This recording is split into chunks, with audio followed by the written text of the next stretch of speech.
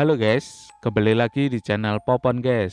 Di video kali ini kita akan bahas film yang berjudul Unborn. Film ini dirilis tahun 2009 yang dibintangi oleh Odette Annabel yang berperan menjadi Cassie dan Cham Gigandet yang menjadi Mark. Film ini berkisah tentang Cassie yang selalu dihantui oleh seorang bocil. Kemanapun Cassie pergi selalu diikuti. Sampai akhirnya Cassie mengetahui sebuah rahasia terhadap hidupnya. Jadi daripada penasaran, kita langsung saja ke alur ceritanya.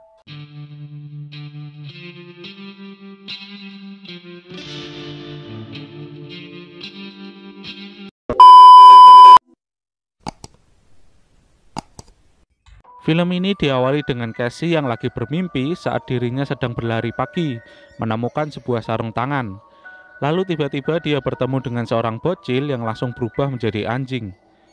Cassie sendiri adalah seorang mahasiswi yang bekerja sambilan sebagai seorang baby sister guys.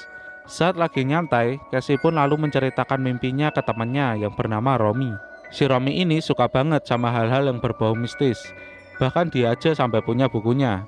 Saat sedang asik ngobrol, tiba-tiba terdengar suara-suara di kamar. Cassie pun perlahan-lahan mengecek anak yang ia jaga. Lalu dia melihat anak tersebut sedang melamun menatap sebuah cermin. Ia pun lalu kaget dan melukai Cassie. Ngeri juga nih bocil. Jumbie wants to be born now. Orang tua bocil pun minta maaf kepada si Cassie.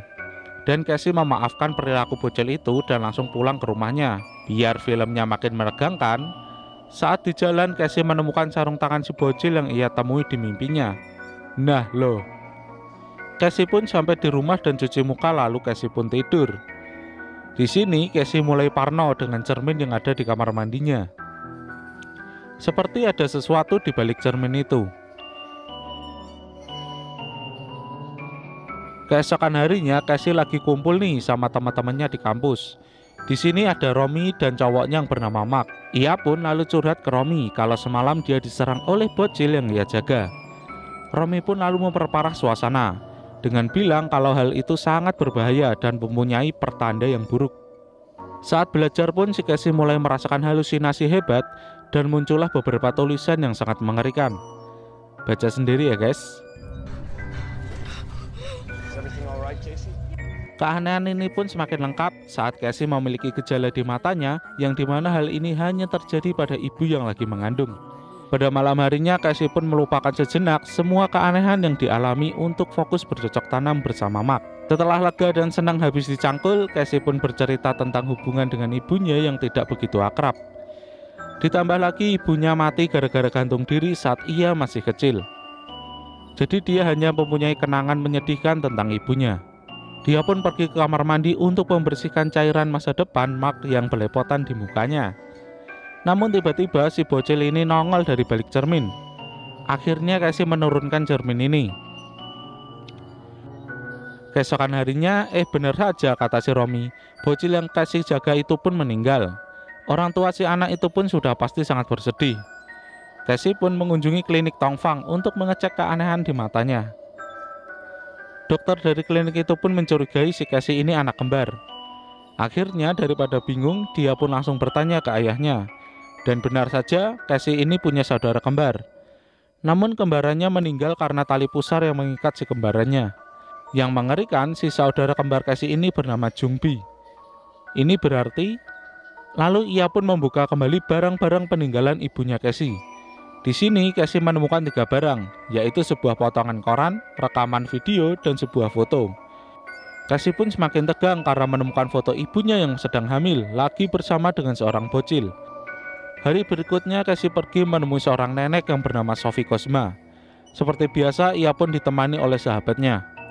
Pertemuan kali ini tidaklah mengenakan, karena si Cassie ini diusir sama si nenek yang sepertinya menutupi sesuatu. Cassie pun semakin penasaran sama apa sih yang diumpetin sama nenek ini guys. Selanjutnya Cassie meminta bantuan Mark untuk memutar rekaman video yang ia dapatkan dari kotak ibunya. Cassie pun merasa sedih karena rekaman itu adalah rekaman suasana dari rumah sakit saat ibunya gantung diri guys. Cassie pun semakin yakin kalau sepertinya ada yang aneh nih. Mark pun sebagai pacar yang baik mengajak Cassie melupakan sejenak permasalahannya dan mengajak dia untuk dugem. Namun niat baiknya Mark ini sepertinya tidak cukup. Untuk membantu Cassie yang lagi asik-asik joget, masih saja dong digangguin sama si bocil. Casey pun lalu ke kamar mandi untuk menenangkan pikirannya. Namun yang terjadi adalah ia tiba-tiba berhalusinasi bertemu ibunya di kamar mandi. Untungnya ada Mark dan Romy yang langsung datang menyelamatkan Casey. Casey pun lagi-lagi bercerita tentang keanehan yang ia alami sama si Romy. Romy pun menyarankan Casey untuk menaruh gunting di bawah bantal supaya mengusir roh jahat. Casey pun menuruti apa yang Romy katakan. Lalu ia ambil gunting rumput dan menaruhnya di bawah bantal. Ia pun mematikan lampu dan langsung tidur. Nah, ini nih adegan terepik di film ini. Saat si Casey lagi enak-enak tidur, tiba-tiba ia bermimpi ada si bocil yang nongol di sampingnya. Tanpa permisi, si bocil ini langsung membuka baju Casey dan merobek perutnya. Wow, lalu Casey pun tiba-tiba terbangun oleh suara telepon dari nenek Sophie. Di tengah malam gini si nenek menelpon untuk datang ke tempatnya. Si nenek pun akhirnya memberitahu Casey kalau dirinya adalah neneknya Casey.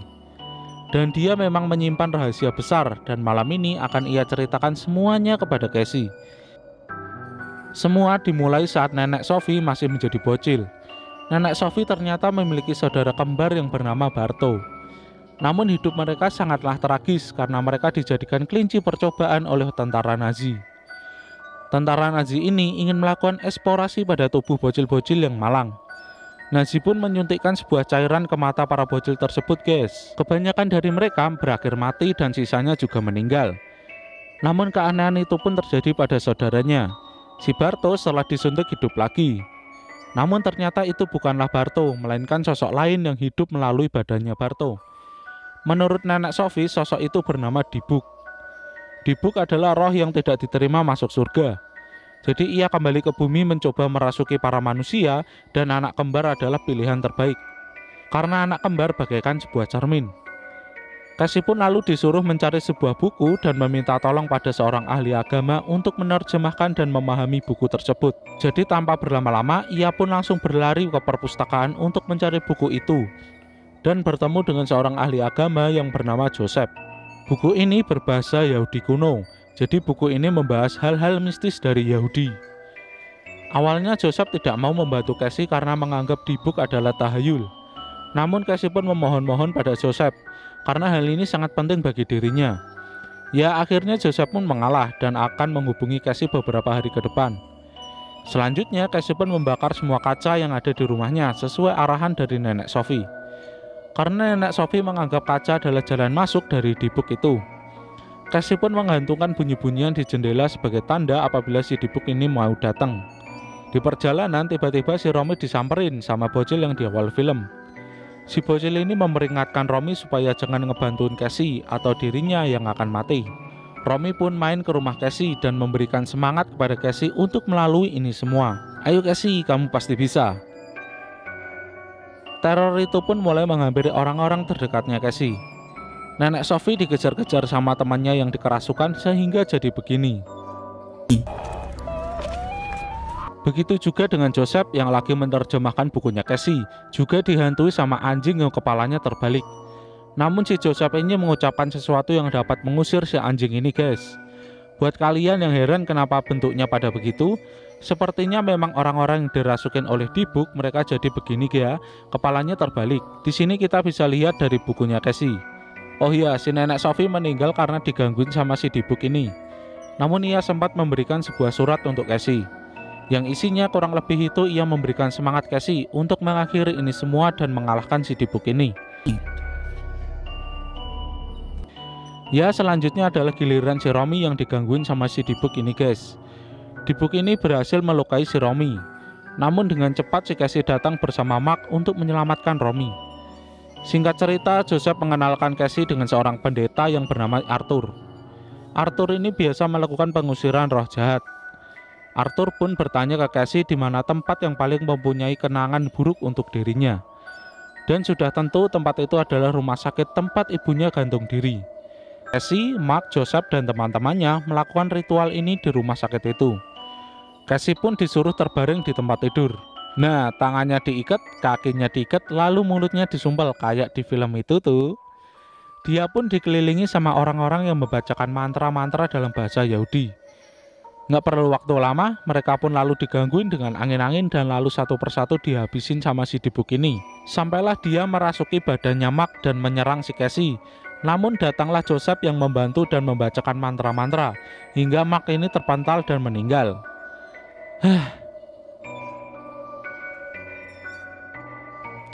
Film ini pun berakhir dengan kehidupan Casey yang sendirian dan malang. Yang ternyata si Casey ini tuh hamil guys. Dan ia ini hamil anak kembar. Nah loh. Dan selesai. Ya, film ini tuh benar-benar film horor seperti umumnya, dimana sebuah film horor itu wajib ada cewek cantik dan ada adegan bercocok tanam. Kalau dari segi ceritanya sih nggak buruk-buruk amat, cuman ya nggak bagus-bagus amat juga. Terima kasih banyak yang udah nonton sampai habis. Jangan lupa subscribe. Popon undur diri dan sampai ketemu di video berikutnya ya. Bye bye.